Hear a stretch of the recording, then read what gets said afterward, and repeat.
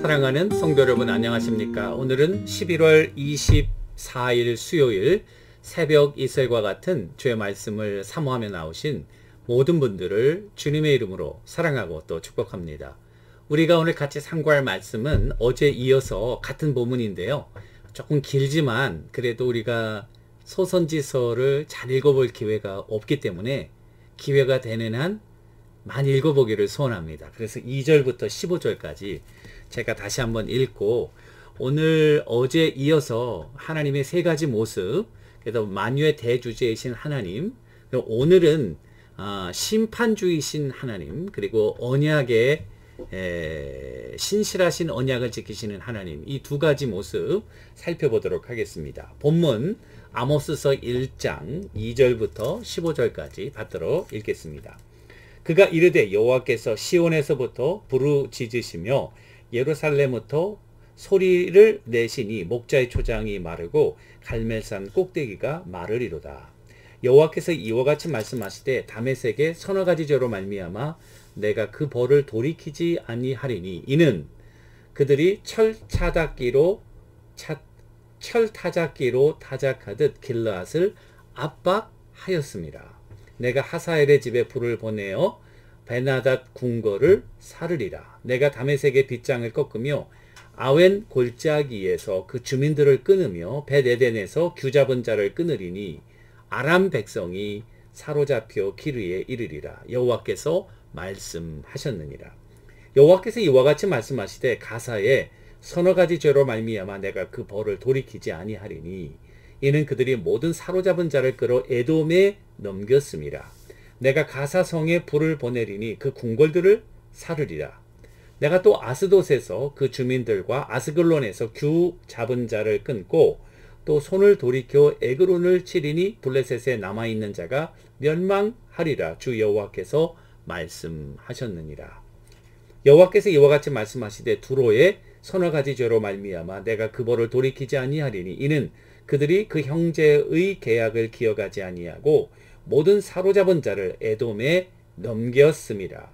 내가 두로 성에 불을 보내리니 그 궁궐들을 사르리라. 여호와께서 이와 같이 말씀하시되 에돔의 서너 가지 죄로 말미암아 내가 그 벌을 돌이키지 아니하리니 이는 그가 칼로 그 형제를 쫓아가며 긍휼을 버리며 항상 맹렬히 화를 내며 분을 끊없이 품었음이라. 내가 대만에 불을 보내리니 보스라의 궁궐들을 사르리라. 여호와께서 이와 같이 말씀하시되 암몬 자손의 서너 가지 죄로 말미암아 내가 그 벌을 돌이키지 아니하리니 이는 그들이 자기 지경을 넓히고자 하여 길르앗의 아이벤 여인의 배를 갈랐음이라. 내가 라빠성에 불을 놓아 그 궁궐들을 사르되 전쟁의 날에 외침과 회오리 바람의 날에 폭풍으로 할 것이며 그들의 왕은 그 지도자들과 함께 사로잡혀 가리라. 여호와께서 말씀하셨느니라. 아멘. 이것은 우리에게 주시는 하나님의 말씀입니다. 오늘은 그 하나님의 두 번째 모습으로 심판의 주 하나님, 모든 이방 나라들을 심판하시는 심판의 주로서 하나님의 모습을 오늘 말씀에서 우리들에게 보여주고 있습니다. 그거는 2절 말씀 보시면 그가 이르되 여호와께서 시온에서부터 부르짖으며 예루살렘에서부터 소리를 내시리니 이 부르짖는다는 말은 사자가 으르렁거린다. 그래서 roaring이라는 말이고요. 요엘서 3장 16절의 인용의 말씀으로 주님께서 사자와 같이 으르렁댈 때 우주적인 효과가 일어나게 되고요.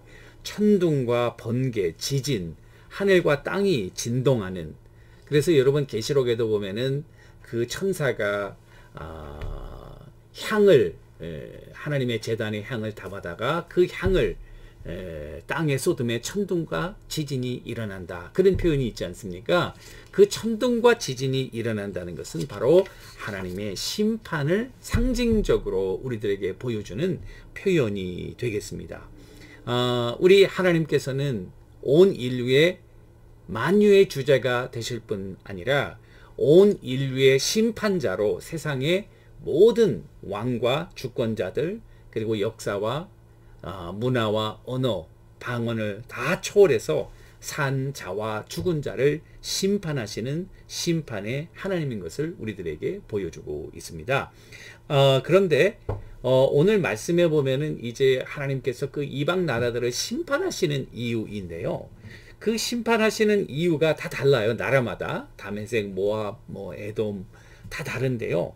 그 이유들을 조금 살펴보면 다메섹은 길르앗을 압박했기 때문이다. 이렇게 되어 있고요. 블레셋은 이스라엘 백성들을 사로잡아서 에돔에 팔았기 때문이다. 또 두로는 과거 솔로몬과의 계약을 저버리고 그리고 이스라엘을 에돔에 넘겼다라는 사실이고, 에돔은 형제 이스라엘을 쫓아가면서 아주 잔인하게 칼로 죽였다. 암몬은 자기 지경을 넓히려고 길르앗의 아이벤 여인의 배를 갈랐기 때문이다. 자, 이방을 이스라엘을 주변한 그 주변 국가들을 하나님이 심판하시는 것으로 아모스서가 시작하는데요. 그 이방 나라들을 심판하시는 근거가 그들의 도덕적이고 그들의 윤리적이거나 그들의 공의라든가 그런 것들이 아니고 이스라엘과 관계돼서 이스라엘을 괴롭히고 이스라엘을 치고 이스라엘을 공격하는, 그러니까 이스라엘과 관계되는 이유로 인해서 이 이방 나라들이 심판을 받고 있다는 사실입니다. 이 말은 무엇을 이야기하냐면 하나님의 구속의 역사를 이루는 데 있어서 이스라엘은 힘이 없고 그리고 세계 역사 속에서 한 번도 주류 세력으로 드러난 그와 같은 주된 세계의 파원을 형성하지 못했지만, 그러나 하나님의 구속의 역사에 있어서는 하나님의 선민 그리고 언약의 백성인 이 이스라엘은 하나님의 주체적인 사랑하는 그와 같은 언약의 백성이라는 사실, 세계 역사의 구속사의 역사에 있어서 중심에 있다는 사실을 우리들에게 보여주고 있다는 사실입니다. 여러분, 아브라함과 언약을 맺을 때에 아브라함에게 주신 하나님의 언약은 무엇이었습니까? 네 자손들이 하늘의 별과 같이 땅의 모래와 같이 많게 될 것이다.